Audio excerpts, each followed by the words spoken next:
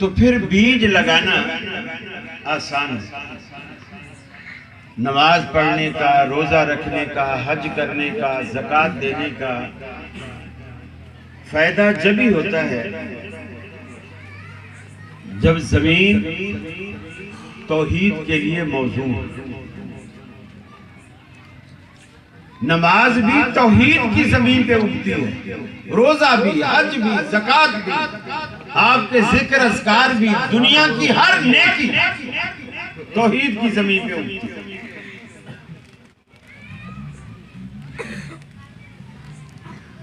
लेकिन आप ये भी हैरान होंगे कि हम तो सारे अहले हदीस हैं, हम तो सारे अहले हदीस हैं और मुवाहिद, हमें भला तौहीद का दर्स देने की क्या जरूरत है। इसलिए कि हम में से भी बहुत सारे लोग ऐसे हैं जो जाने अनजाने में शिर्क की तरफ फिसल जाते हैं। मसलन दुनिया में बेशुमार लोग हैं जिनका ये अकीदा कि मेरे बच्चों की नौकरी नहीं लगती तो इसके पीछे कोई किसी का तावीज़ है, किसी का धागा है, किसी ने कुछ पढ़ दिया है और उसने बंदिश करा दी। बच्चों की शादियां नहीं होती तो बंदिश करा दी, दुकान पे ग्राहक नहीं आते तो बंदिश करा दी। और बंदिश करने वाला कौन है? वो तावीज़ देने वाला। मुझे बतलाइए, अगर अल्लाह ताला आपकी दुकान पे ग्राहक भेजना चाहे तो मौलवी उसे रोक सकते, या अल्लाह ना भेजना चाहे तो मौलवी उसे भेज सकता है। अल्लाह आपके बच्चों की शादियां करवाना चाहे तो मौलवी उसे रोक सकता है। लेकिन आप ये अकीदा लेकर बैठे हैं फुला ने बंदिश करा, और अल्लाह के रसूल सल्लल्लाहु अलैहि वसल्लम एक दुआ पढ़ा करते थे, अल्लाहुम्मा ला मानिअ लिमा आतैत वला मुअतिया लिमा मनात। ऐ अल्लाह, दुनिया में कोई ताकत ऐसी नहीं जिसे तू देने पे आए तो वो उसे रोक दे। ला मानिअ लिमा आतैत, अल्लाह जब तू देने पे आए तो दुनिया की कोई ताकत रोक नहीं सकती, और अगर तू ना देने पे आए तो दुनिया की कोई ताकत दे नहीं सकती। ये अकीदा पहले रखिए। हर पैगंबर दुनिया में आने वाला अपनी अपनी उम्मत को यही दावत देके गया। कुरान कहता है, मा अरसलना मिन क़ब्लिका मिन रसूल, ऐ महबूब आपसे पहले भी जितने पैगंबर दुनिया में आए, इल्ला नूही इलैहि, हमने उन सब की तरफ यही वही किया था, यही बात बतलाई थी, अन्नहु ला इलाहा इल्ला अना फअबुदून, अल्लाह के सिवा कोई दाता व दस्तगीर नहीं, अल्लाह के सिवा कोई मालिक व खालिक नहीं, कोई रोजी देने वाला नहीं, कोई औलादें देने वाला नहीं, कोई नफे या नुकसान का मालिक नहीं। आखिर में फरमाया फाबुदून, मुसलमानों तुम मेरी ही बंदगी करो, मुझे ही सजदे करो, मुझसे ही मांगो। दुनिया में देखते नहीं आदम अलैहिस्सलाम जो पूरी की पूरी इंसानियत के बाबा हैं, पूरी कायनात के अब्बा हैं, इंसानियत के अब्बा हैं, उनको भी मुश्किल पेश आई, जन्नत से निकाले गए, जमीन पे उतारे गए, बीवी को उनसे जुदा कर दिया, उनको बीवी से जुदा कर दिया। भरी दुनिया में सालों तक अकेले भटकते रहे, दुनिया में दिल नहीं लगता, अकेले इंसान का दुनिया में दिल नहीं लगता। अल्लाह ने इंसान को मुआशरती तौर पर जकड़ दिया है, हम एक दूसरे के मोहताज होते हैं। माँ बाप को औलाद की जरूरत होती है, औलाद को माँ बाप की जरूरत होती है, बहनों को भाइयों की जरूरत होती है, भाइयों को बहनों की जरूरत होती है। अल्लाह ने ये निजाम ऐसा चलाया है। आदम दुनिया में अकेले घूम रहे हैं, इस पूरी की पूरी कायनात में आदम अलैहिस्सलाम के सिवा कोई इंसान नजर नहीं आता। हजरत हव्वा भी अकेली है, हजरत आदम भी अकेले हैं, मारे मारे फिरते हैं। अल्लाह रब्बुल आलमीन का कुरान कहता है, फतलक्का आदम मिन रब्बिही कलिमातिन फताबा अलैहि। सैयदना आदम अलैहिस्सलाम ने अल्लाह से चंद कलिमात सीखे, उन कलिमात को जुबान पे लाए, अल्लाह से फरियाद की। चुनाचे कुरान कहता है वो अल्फाज क्या थे, इसी मैदान अरफात में जहां आज हाजी 80 साला गुनाहों का बोझ लेकर, 90 साला गुनाहों का बोझ लेकर इसी मैदान अरफात में आज अल्लाह रब्बुल आलमीन से कहता है, अल्लाहुम्मा उफ़िरली, ऐ अल्लाह मुझे बख्श दे, मुझे माफ फरमा दे। आदम अलैहिस्सलाम इसी मैदान अरफात में आंसुओं की बरसात में अल्लाह रब्बुल आलमीन से फरियाद करते हैं और फरमाते हैं, इलाहुल आलमीन रब्बना ज़लमना अनफुसना व इल्लम तग़फिर लना। इलाहुल आलमीन, हम जो कुछ अपनी जानों पर ज़ियादतियां कर बैठे, वो सारी ज़ियादतियां हम मानते हैं। हव्वा से भी कसूर हो गया, मुझसे भी कसूर हो गया, लेकिन बंदे तो तेरे हैं, अपने कसूर को मानते तो हैं। रब्बना ज़लमना अनफुसना व इल्लम तग़फिर लना व तरहमना लनकूनन्न मिनल खासिरीन। अगर तूने हमारा सफीना किनारे न लगाया तो हमारी कश्ती मंजदार में डूब जाएगी और ये कभी किनारे लग सकती नहीं।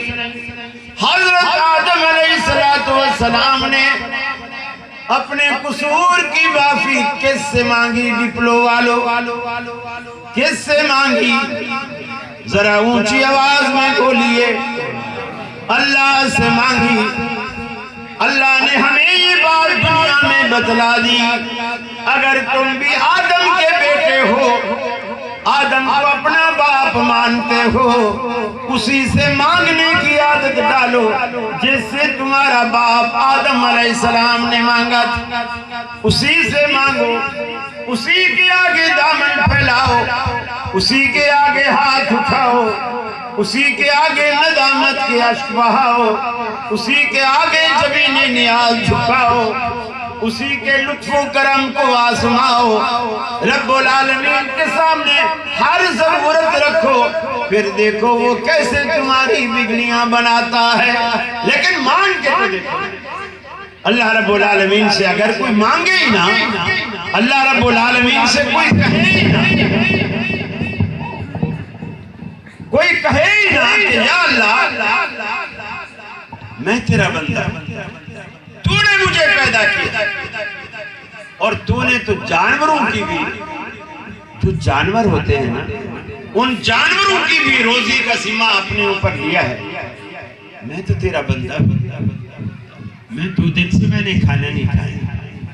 अल्लाह रब्बुल आलमीन से मांगने की एक आदत तो डाले ना। फिर देखिए अल्लाह रब्बुल आलमीन आपकी जरूरतें कैसे पूरी करते हैं।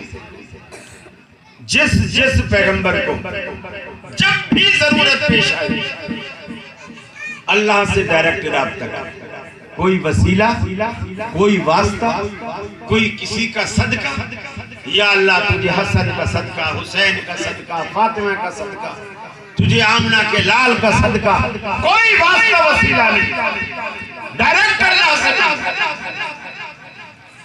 अल्लाह ने खुद कुरान मजीद में कहा, फरमाया वइदा सालक इबादी अन्नी फइन्नी करीब। ऐ हबीब, मेरे बंदे जब आपसे मेरे बारे में पूछे, मैं उनके करीब हूँ या उनके दूर हूँ। अगर रब्बुल आलमीन हमारे करीब है तो हम आहिस्ता से भी पुकार लिया करें, और अगर दूर है तो किसी पहाड़ की चोटी पर खड़े होकर या स्पीकर खोलकर रब्बुल आलमीन को आवाजें दिया करें।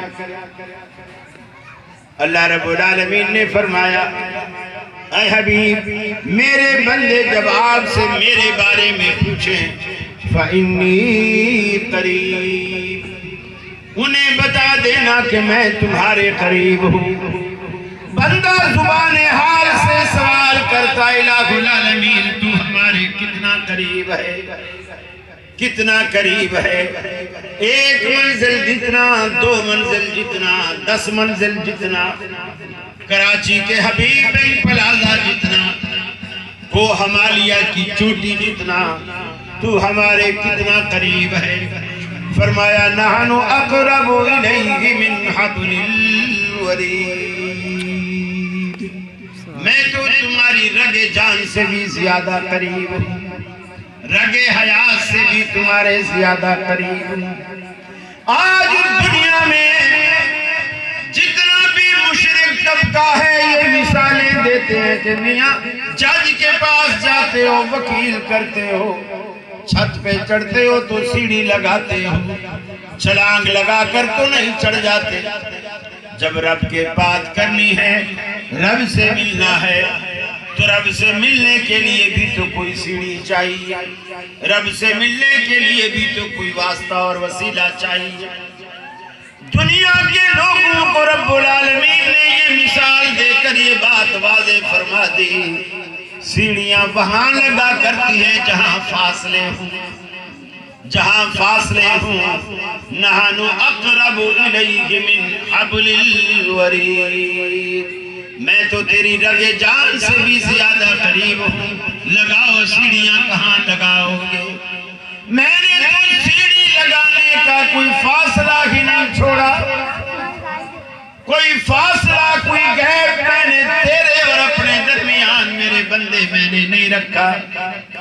हर पैगंबर बगैर वास्ते के मांगता है। व अय्यूब इज़ नादा रब्बहु अन्नी मस्सनियद व अंत अरहमुर राहिमीन।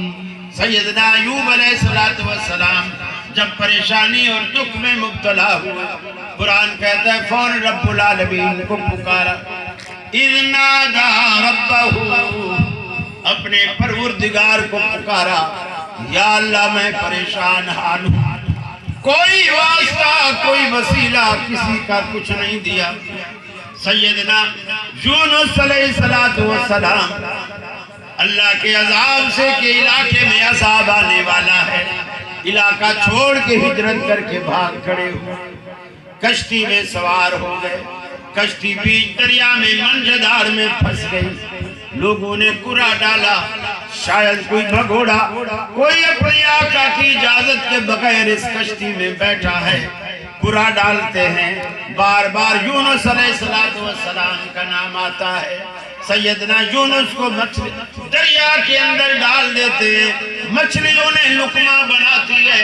जैसे मछली के पेट में जाते हैं, अपने कसूर का एहसास हुआ, अपनी गलती का अंदाजा हुआ, फौरन रब्बुल आलमीन को पुकारा। कुरान कहता है फनादा फिज़्ज़ुलुमात।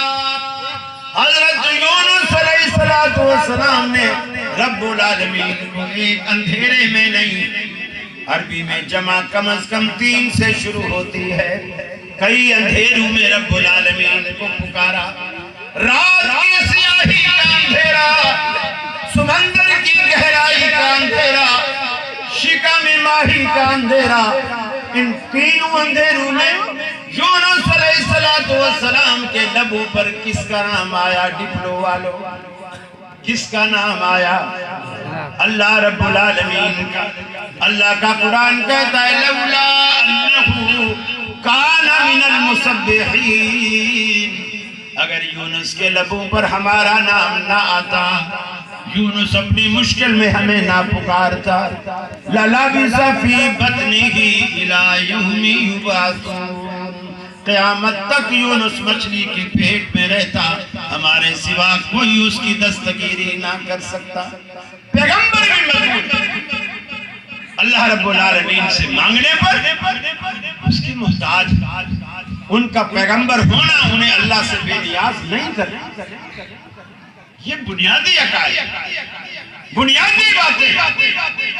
और इसके लिए यकीन मानो,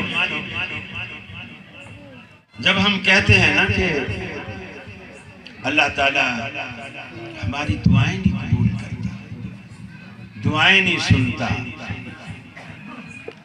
ये भी गुमराह कुन जुमला। अल्लाह सुनता है, अल्लाह कबूल करता है, लेकिन उसकी कबूलियत के 3 मुख्तलिफ अंदाज। कभी तो वही कुछ दे देता है जो आपने रब से मांगा, कभी वो नहीं देता, उसके बदले जो आपने नहीं मांगा होता वो दे देता। आपने कहा या अल्लाह थानेदार बना दे, उसने स्कूल टीचर बना दिया। अब आप समझते हैं मेरी तो दुआ कबूल नहीं हुई।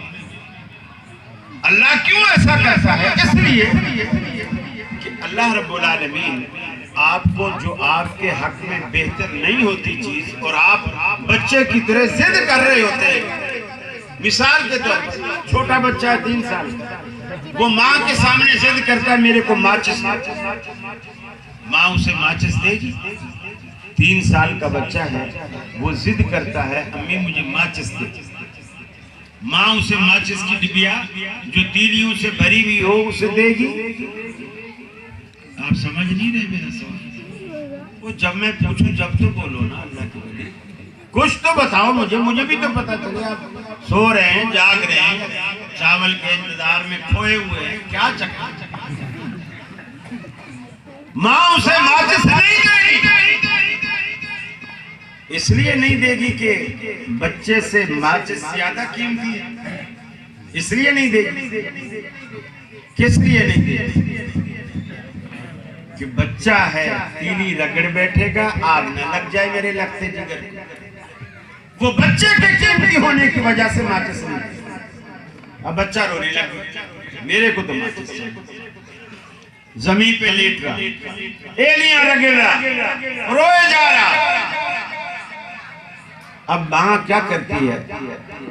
स्टील का गिलास उठाती है, उसमें स्टील का चम्मच डालती है, उसको यूं खटकाती है, घंटी की तरह बजने लगता है, शोर मचता है, बच्चे का दिल उस तरफ बहल जाता है और वो गिलास से खेलने लग जाता है और माचिस को भूल जाता है।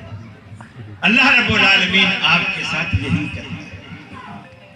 आप थानेदार की जिद कर रहे थे, अल्लाह कहता है ये थानेदार बन गया, ये राशि बनेगा, रिश्वत लेगा, नतीजे में दोज़ख में जाएगा। और उसने आपको मौलवी बना दिया। ये स्टील के अंदर गिलास में स्टील का चम्मच डाल दिया, मौलवी बना दिया। अब आपसे कहा कि इससे खेल कर, आप समझते हैं मेरी दुआ कबूल नहीं हुई, हालांकि कबूल हो गई। अल्लाह वो नहीं देता आपको जो आप चाहते हैं, अल्लाह वो देता है जो आपके हक में बेहतर होता है। ये फर्क ज़हन में रखिए, अल्लाह वो देता है जो आपके हक में बेहतर होता है। और तीसरा तरीका अल्लाह का ये है, ना तो वो देता है जो आपने मांगा, माचिस की जिद की, वो भी नहीं, उसके बदले में गिलास में चम्मच डाल के वो भी नहीं दी। आपकी दुआ को आखिरत के लिए महफूज कर। हदीस में आता है क़यामत वाले दिन एक बंदा आएगा, उसकी नेकियां और बदियां तोली जाएंगी, नेकियां कम पड़ जाएंगी, बदियां ज्यादा हो जाएंगी, और वो डरेगा, कांपेगा कि आज तो मैं दोज़ख में जाऊंगा। अल्लाह ताला फरिश्तों से कहेगा, वो जो गठरी रखी हुई है ना, वो गठरी उठा के लाओ और इसके नेकियों वाले पलड़े में डाल। फरिश्ते उठा के लाएंगे, नेकी वाले पलड़े में डालेंगे। हदीस में आता है वो पलड़ा नेकी वाला जो ऊपर उठा हुआ था, हल्का होने की वजह से उस गठरी के डलते ही नीचे जमीन से लग जाए और गुनाहों वाला पलड़ा उठ जाए। लेकिन वो परेशान होगा कि मेरी नेकियां तो सारी आ गई, इस गठरी में क्या, जिसने मुझे फेल होने से बचाया और पास करा दिया, इस गठरी में क्या। वो पूछेगा, या अल्लाह इस गठरी में क्या है, मुझे तो अपनी कोई ऐसी नेकी याद नहीं है जो तूने इस तराजू में रखकर न तोली हो, लेकिन गठरी के अंदर क्या है मैं ये नहीं जानता। अल्लाह कहेगा, इस गठरी में तेरी वो दुआएं हैं जो तूने दुनिया में मांगी थी और हमने उसके पलटे तुझे कुछ नहीं दिया था, कुछ नहीं दिया था, हमने आखिरत के लिए महफूज कर लिया था। हदीस में आता है वो ये सुनते ही कहेगा, काश दुनिया में मेरी कोई भी दुआ कबूल ना हो, काश दुनिया में मेरी कोई भी दुआ कबूल ना हो।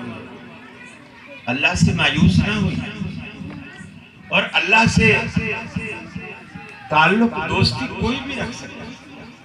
उसके लिए मौलवी होना शर्त नहीं, उसके लिए पढ़ा लिखा होना शर्त नहीं, उसके लिए आलिम फाजिल होना शर्त नहीं। अल्लाह इमाम ज़हबी रहमतुल्लाह अलैह शेर एलान नुबला में एक अजीब व गरीब वाक़या नकल करते हैं, इमाम मोहम्मद बिन मुनकदिर के हवाले से। इमाम मोहम्मद बिन मुनकदिर कहते हैं, मदीने में कहत साली है, बारिश नहीं हुई। मदीने का गवर्नर, उस जमाने में गवर्नर भी ऐसे होते थे जो नमाज वगैरह पढ़ाते। अब तो मस्जिद के लिए अलग अलग इंतजाम होता है, हुक्मरान इस काबिल नहीं होते कि वो अपने बाप का जनाजा भी पढ़ा सके, वो इस काबिल नहीं। मदीने का गवर्नर आया और पूरा मदीना, वो मदीना भी आया और अहले मदीना ने मिलकर नमाज इस्तिस्का पढ़ी, नमाज इस्तिस्का पढ़ी, और नमाज इस्तिस्का पढ़ने के बाद दुआ भी मांगी, बारिश के लिए दुआ मांगी, लेकिन अल्लाह रब्बुल आलमीन ने बारिश नहीं बरसा। पूरा मदीना, डिप्लो वाले कराची वाले नहीं, पूरा मदीना दुआ मांग रहा है अल्लाह से। उसमें सब है, आलिम फाजिल बुजुर्ग नेक इमाम सब मुहद्दिसीन सब उसमें मौजूद है। दुआ मांगी अहले मदीना ने, गवर्नर ने नमाज पढ़ाई, बारिश नहीं। इमाम मोहम्मद बिन मुनकदिर कहते हैं रात का वक्त है, आधी रात, मैं इलाके की मस्जिद में गया। वहां जाकर जितनी अल्लाह ने मुझे तौफीक दी मैंने वो नफिल पढ़े। नफिल पढ़ने के बाद मैं बैठा हुआ था, जिक्र अस्कार कर रहा था। इतने में एक शख्स आया। मस्जिद में चिराग नहीं जल रहा था, अंधेरा था। उसने अपने ऊपर, जैसे सर्दियों में आप लोग शाल ओढ़ते हैं, अपने ऊपर उसने चादर एक ओढ़ रखी थी, कुछ मुंह भी छुपा रखा था। बाहर थोड़ी थोड़ी चांद की रोशनी थी, लेकिन मस्जिद के अंदर रोशनी नहीं थी। जब मस्जिद के गेट में से वो शख्स गुजरा, मस्जिद के अंदर आया, मैंने इतना तो देख लिया कि कोई शख्स आया, लेकिन कौन आया है अंधेरे की वजह से मैं पहचान नहीं पाता। कहते हैं वो शख्स आया, उसने भी थोड़ी तहज्जुद की नमाज पढ़ी। नमाज पढ़ने के बाद उसने दुआ के लिए हाथ उठाए, और दुआ के लिए जब हाथ उठाए तो उसने कहा, या अल्लाह, तेरे मदीने को पानी की जरूरत है, तू इसे पानी पिला। इमाम मोहम्मद बिन मुनकदिर कहते हैं मैं बिल्कुल मस्जिद की खिड़की के पास बैठा था, लेकिन उस बंदे को अंधेरे की वजह से मेरा पता नहीं था कि मैं पहले से बैठा हूं, लेकिन मुझे उसका पता था, लेकिन जानता मैं नहीं था कि ये कौन। उसने दुआ की, अल्लाह तेरा मदीना प्यासा है, इसे पानी पिला। अभी उसने ये जुमला मुंह से निकाला था, मैंने बादलों की गरज सुनी, और गरज सुनते ही मैंने देखा आपके माइकों की गर्दनें टूटी हुई। क्या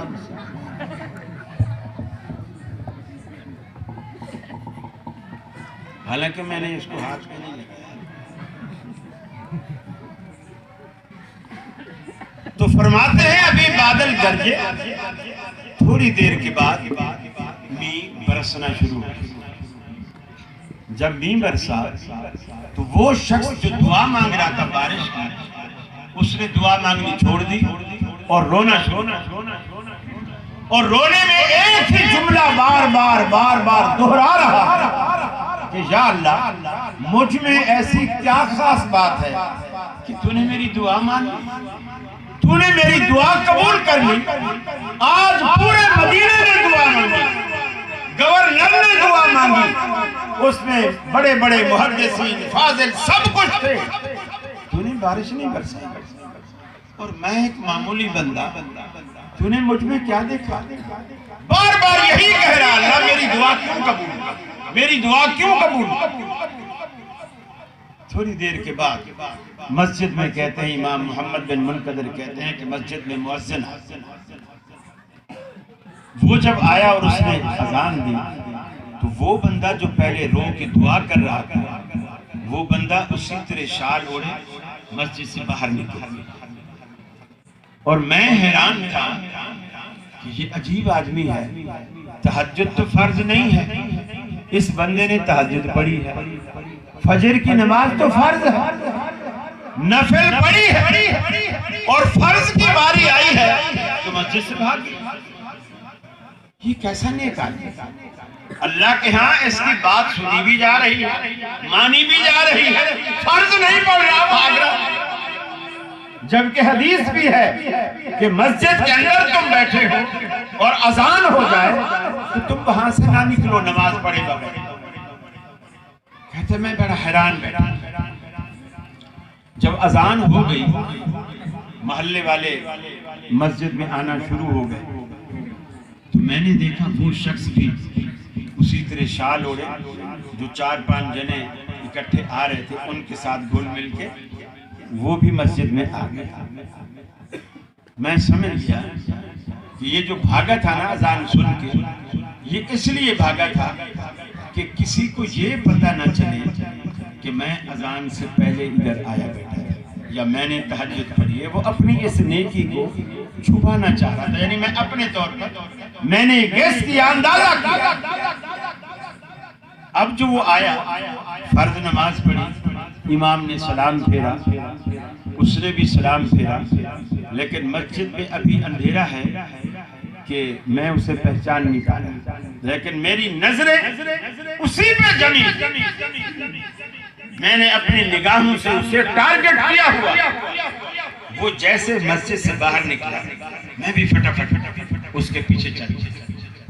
लोग अपने घरों की तरफ जाते चले गए, कोई इधर निकल गया, इधर निकल, जिधर जिधर जिसका घर था, ये भी रास्ते पे सीधा चला गया, मैं भी चुप करके पीछे चला गया।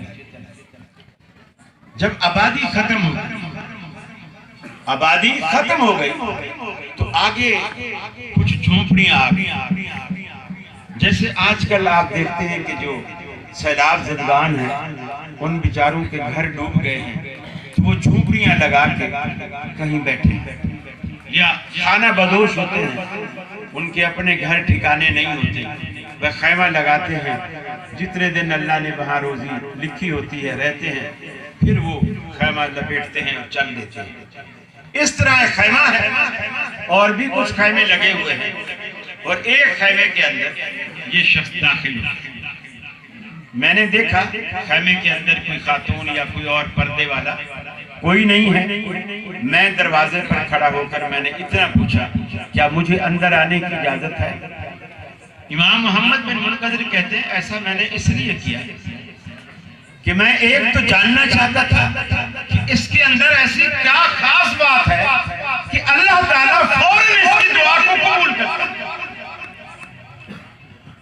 और ये इतना नेक आदमी है, मैं इसके साथ दोस्ती लगा, ताल्लुक। मैं जब इजाजत मांगता हूँ वो मुझे इजाजत दे देता है। मैं अंदर गया, एक बैठने की जो जगह थी उसने मुझे इशारा किया, बैठी। मैं बैठ गया। कुछ देर तक वो भी चुप रहा, मैं भी चुप रहा, किसी ने बात नहीं। मैं इसी खामोशी में उसके खैमे के अंदर इधर उधर जो सामान रखा हुआ था उस पे नजर दौड़ाने लगा, ये समझने के लिए कि सामान से शायद मुझे कुछ अंदाजा हो कि ये कौन है, इसका क्या काम है, क्या पेशा है। इमाम मोहम्मद बिन मुनकदिर कहते हैं कि मैंने देखा एक कोने में कुछ चमड़े के टुकड़े पड़े हुए थे, आर रखी हुई थी, धागे रखे हुए थे। मैं समझ गया कि ये पेशे के एतबार से ये शख्स मोची, पेशे के लिहाज से मोची। मैं हैरान था, मोची और अल्लाह रब्बुल आलमीन से इतनी गहरी दोस्ती कि अल्लाह से कहता है, अल्लाह बारिश बरसा। अल्लाह ने दूसरा लफ्ज कहने की जरूरत ही महसूस नहीं की, उसके पहले जुमले पर बारिश बरसी।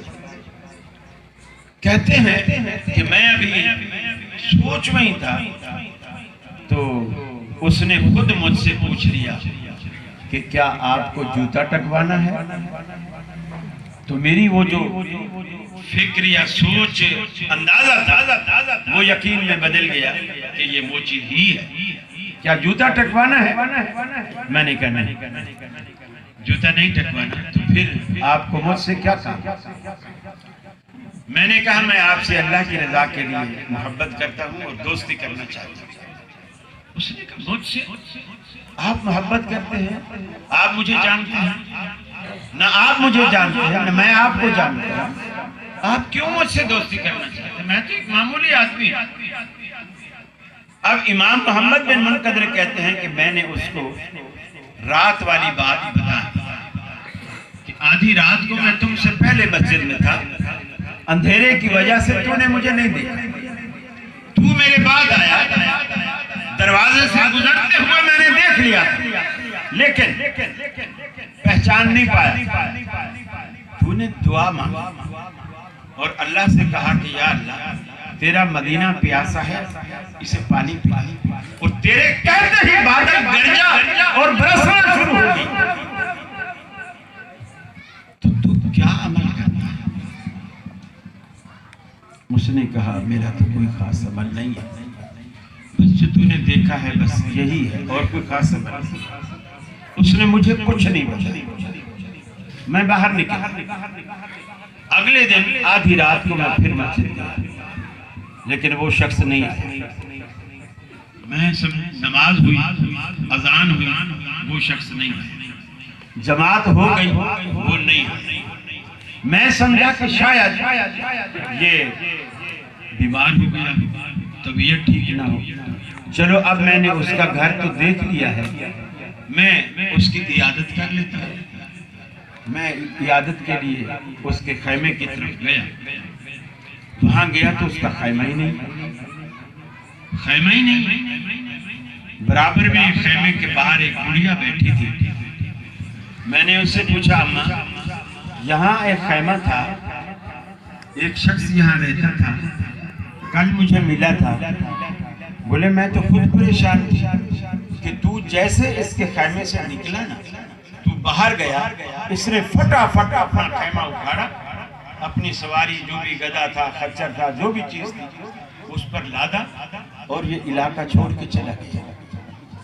इमाम मोहम्मद बिन मुनकदिर कहते हैं वो भागा सिर्फ इसलिए था